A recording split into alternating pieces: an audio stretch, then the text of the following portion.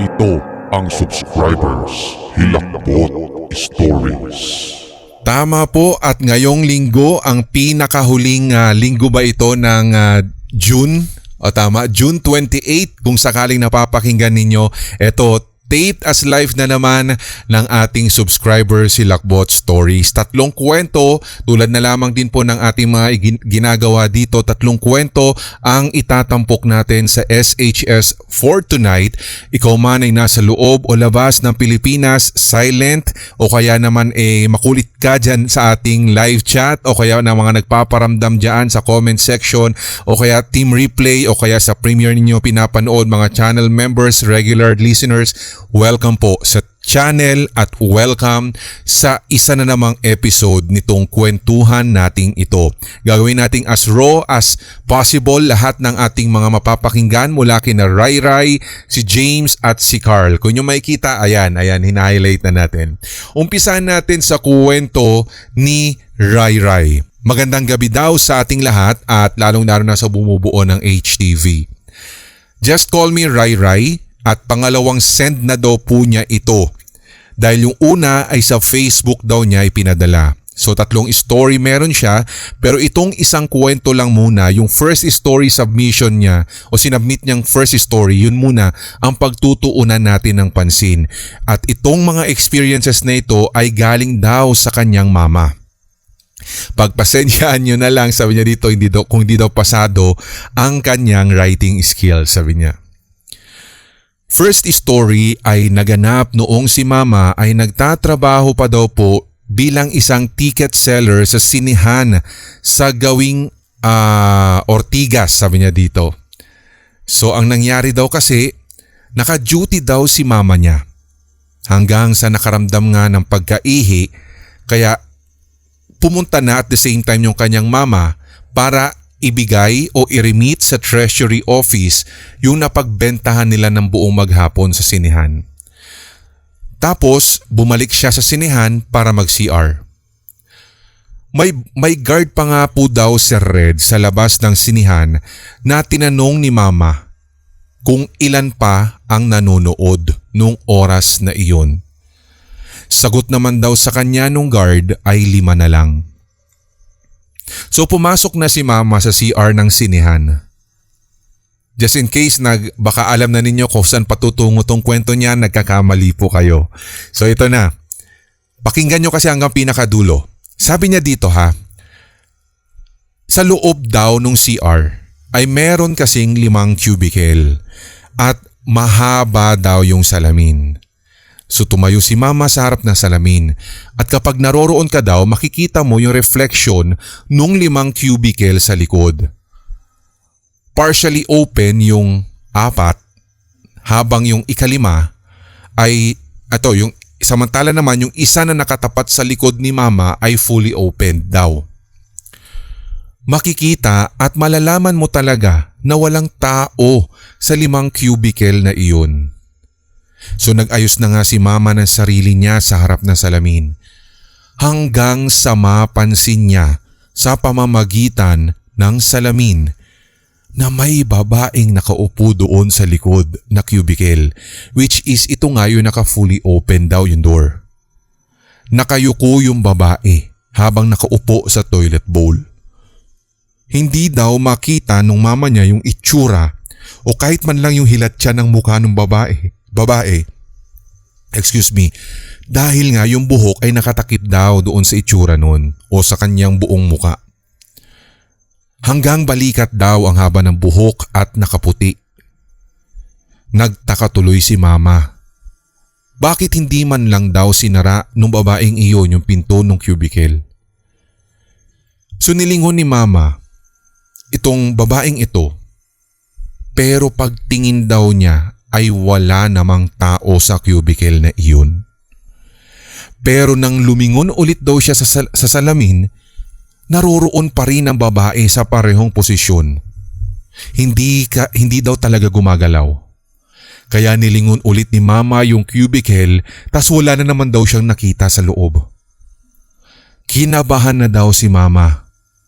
Parang iba na ang kanyang pakiramdam ng oras na iyon. Tumingin ulit si mama sa salamin pero naroroon pa rin yung babae. Hanggang sa bigla, unti-unti ay nagkulay dugo at kasunod daw nun. Ulit. Unti-unti ay nagkulay dugo daw yung salamin. Okay, para malinaw. Ayan, nababasa nyo naman po sa ating At sunod nito, nag-flash daw lahat ng toilet bowl na naroroon sa cubicle. As in doon sa 5 cubicle. So natakot na si mama kaya tumakbo siya palabas.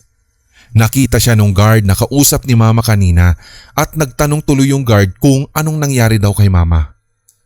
Sinabi naman ni mama yung nangyari sa loob ng CR hanggang dito na nga't na-trigger na rin yung guard na magkuwento kay mama.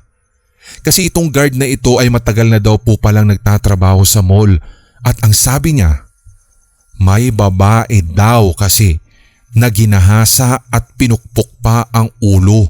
Saka itinapon na lamang daw sa tambakan ng basura sa likod ng mall ang bangkay nito.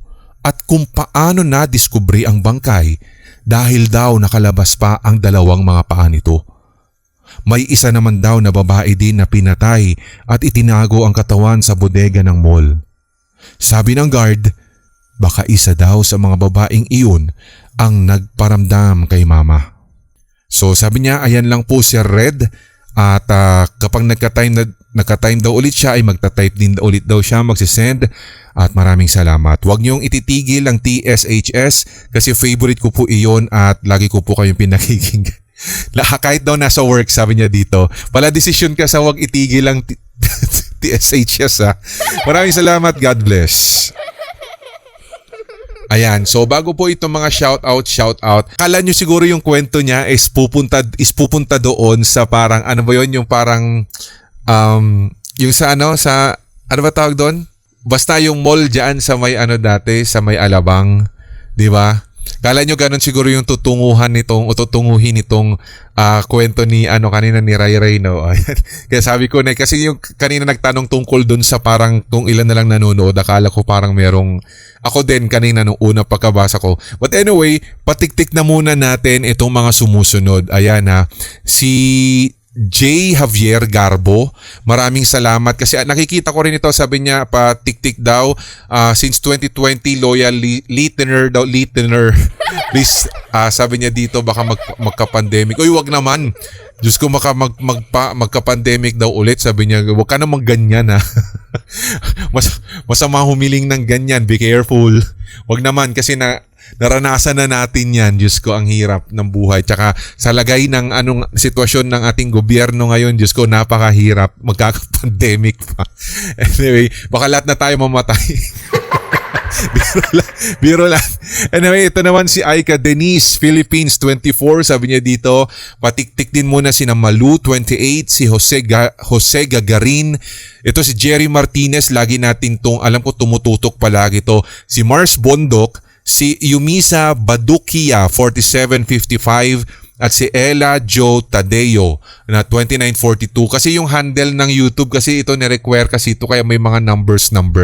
Kaya yan, si Cars Mozzarella 6917. Maraming salamat sa walang sawang pakikinig at syempre pagkapit sa matigas at paghimas ng madulas. Okay? Sa mga channel members, hello po sa inyo. Maraming salamat sa pagtutok at muling pagsama sa amin dito sa SHS. Ito naman, susunod, mula naman po kay James. Sabi niya, nangyari naman daw ito sa Mindanao nung sila ay pauwi at nakarating daw ng airport ng 3 a.m.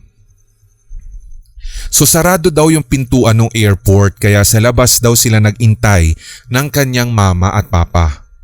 May mga upuan naman po sa labas ng airport so dun kami nagpahinga.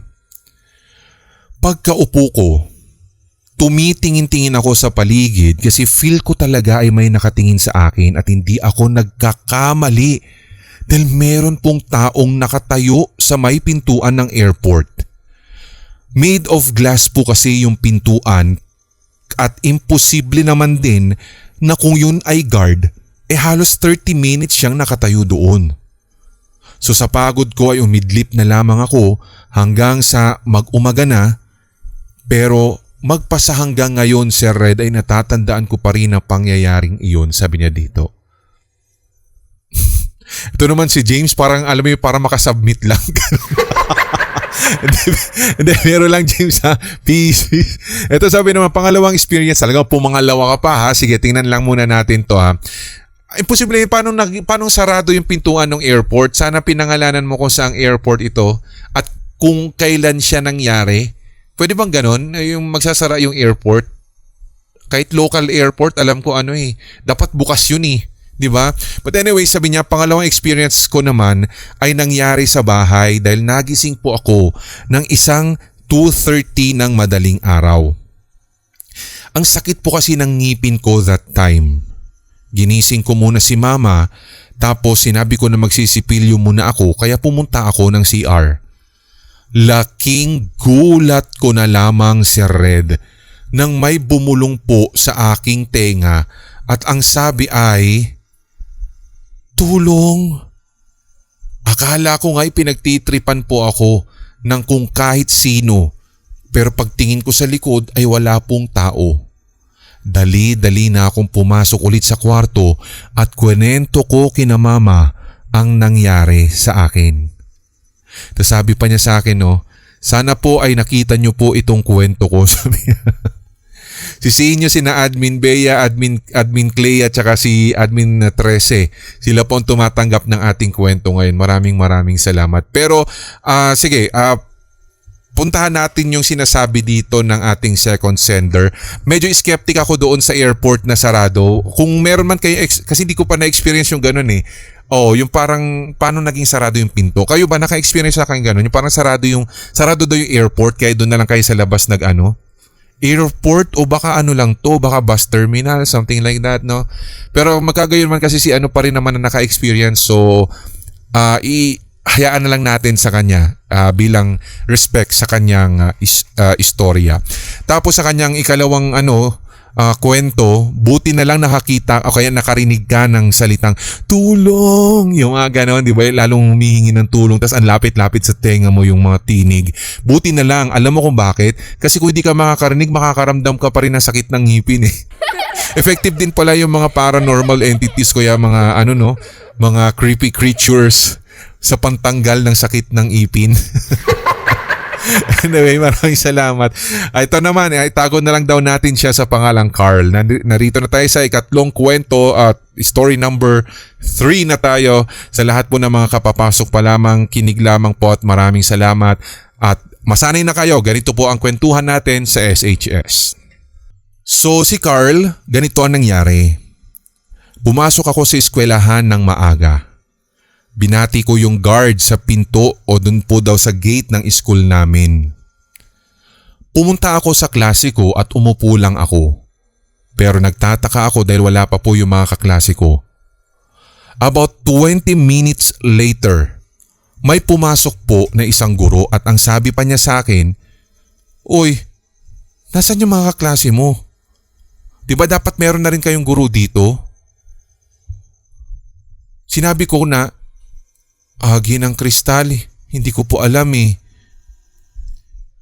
Akala ko din kasi ay dapat naroroon na rin sila. So sabi sa akin ng teacher, maghintay na lang daw ako. Ang sabi ko naman, sige po Ginang Kristal. So nagtanong ako 30 minutes later kasi wala pa rin po lahat.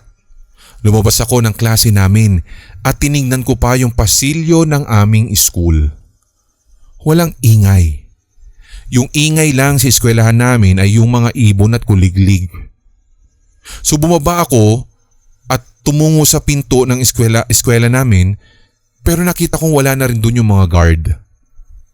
Tiningnan ko yung telepono at sa mata ko ay nanghilakbot ako. Ang sabi pala ng guro ko ay walang pasok.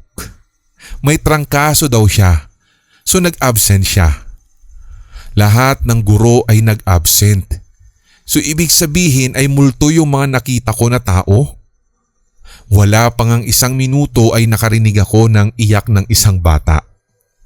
Tiningnan ko yung faculty room at to my surprise, yung mga nandoon ay mga kaklase ko. takot lang ang nakikita ko sa mga kaklase ko kung kaya't nagtanong ako kung bakit sila naroroon. Ang sunod na sinabi ng aking kaklase ay, kasi naman, sige ng kristal, multo na. Ano to? Late na din nyo nakita yung message ni Ginang Jose? Oo, ang sunod na reply nila. Wala pang 10 seconds nga daw ay narinig namin ang ingay ni Ginang Kristal.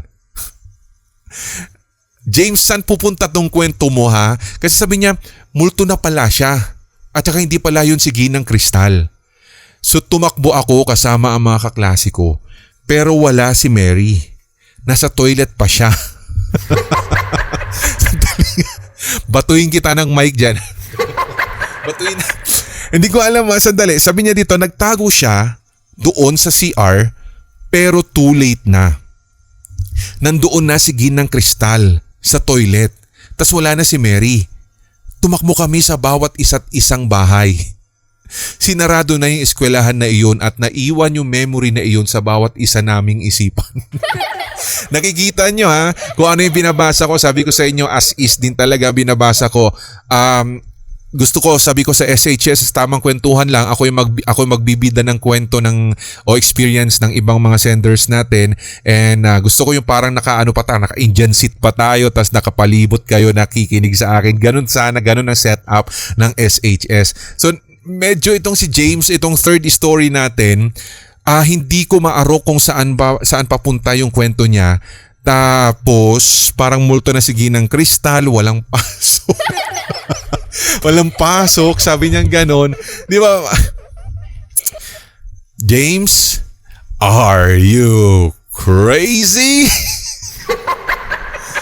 Itong si James, makasubmit lang eh. Alam mo yun, yung parang estudyanteng makasubmit lang ng beating the deadline. Ewan ko sa iyo. Maraming salamat na nga lang dito po sa mga kahit papaano sa mga senders natin at ganoon na rin sa mga listeners po natin na napagtiyagaan ng kakulitan ng ating mga ng ating mga tigapakinig ngayong gabing ito. Ng ating mga senders ngayong gabing ito. Sana po ay huwag kayong magsasawa at tuloy-tuloy lamang din na syempre kahit papaano tanggapin natin yung mga kwentong ito at hindi ko talaga nahilot itong third story dahil yun ang kababalaghan, misteryo talaga yung kay James, di ba? Nakakatakot dahil baka mamaya mabash tayo dahil sa kwento ni James. Batuhin ng microphone. Ayan, maraming salamat na nga sa mga channel members at muli ay nagpapasalamat po kami sa mga natatanggap pa rin po namin ng mga story mula po sa ating syempre sa ating email sindaxstories2008@gmail.com. Sa mga nagtatanong doon nga pala sa ating Red Diaries, opo, kami po ay exert ng extra mile para syempre mabigyan pa natin ng mga bagong kwento, mga istorya po syempre sa ating Red Diaries YouTube channel at saka sa podcast. At ganoon na rin syempre isa-isahin po natin maging yung mga series na ipinasa po ni Kuya Kilabot at saka ni Draven Black, yung mga huling istorya, batch ng stories po niya sa atin. At abangan nyo na lang, mag-a-anunsyo na lang po tayo sa Facebook, sa mga social media natin sa mga upcoming na mga stories at sana po ay abangan nyo na lamang po. Pwede pa rin kayo magpasa ng inyong kwento o voice message sa sindaxstories2008@gmail.com or pwede rin po sa ating Facebook. Ayan, makikita nyo na rin po dyan, Hilakbot TV Pinoy Horror Stories. Maraming salamat mga channel members sa mga hindi po bumitaw since day one. Salamat po dahil kung hindi sa inyo, sa mga mensahe ninyo, sa paniniwala na magbabalik, kakayanin ko ang schedule, thank you po talaga ng sobra-sobra. Okay? So sana ay nakapagdagdag, nakapagdala, nakapaghatid ng hilakbot ang mga kwento except sa story number 3. May bias eh. Baka magtampo si James. Hindi biro lang James. Siguro nagugulo. First time niyang mag-send yung mga ganon. Tapos siguro kung ano lang pumasok sa isip niya. Kaya ito yung sinasabi ko sa inyo from the previous episode. Mararamdaman mo kahit hindi mo binabasa by word or by mouth. basta kahit isip mo pa lang, binabasa mo pa lang siya, mararamdaman mo yung sincerity, yung bigat ng credibility, kung gaano katotoo yung story ng isang sender natin. Hindi natin kasi kailangan dito ng mga parang mga, alam mo yung flowery words or kung ano pa man. Basta importante maitawid mo yung kada eksena, maibigay mo sa amin ng totoong istorya at senaryo, walang problema po sa amin yan, okay? Malinis na malinis para sa amin yan, oo. Except sa story number 3. Biro lang, James. Alam ko bata pa to si James kaya siguro ganon. Salute na lang natin yung mga nagbibigay sa atin ng ganyan. At least nakikita nyo rin ng raw reaction ko pagdating sa mga ganito. Channel members, salamat po talaga. Team Tiktik, Team Zombie, Team Aswang, ano pa ba? Team Red Zone, maraming salamat sa mga nag-pull out ng mga channel members. Balik lang po kayo just in case gusto nyo pang bumalik. At ganoon na rin sa lahat na rin ng mga nais magpatiktik, comment nyo na lamang po dyan. At abangan nyo lagi ang SHS guys para nang sa ganun malaman ninyo kung saan kayo banda matitiktik kasi pre-recorded, sabi ko sa taped as live, ito pong ating SHS ngayon. So nakikita nyo talaga na for real, kumbaga parang ganon yung ating SHS ngayon. Muli, ako po si Red hanggang sa susunod po natin na kwentuhan dito sa SHS. Tuloy-tuloy lamang ang hawaan para wala ng galingan at lahat tayo ay solid HTV. Positive! I love you guys! Except kay James, si story number 3. Bye! Salamat po! May mga kwentong kababalaghan o mga karanasan kang kahilahilakbot na nagmumulto sa iyong memorya? Ibahagi na yan sa pamamagitan ng voice message o kaya i-type at i-send sa sindakstories2008@gmail.com. Maaari ring i-private message sa Hilakbot TV Facebook page. Ito ang Subscribers Hilakbot Stories.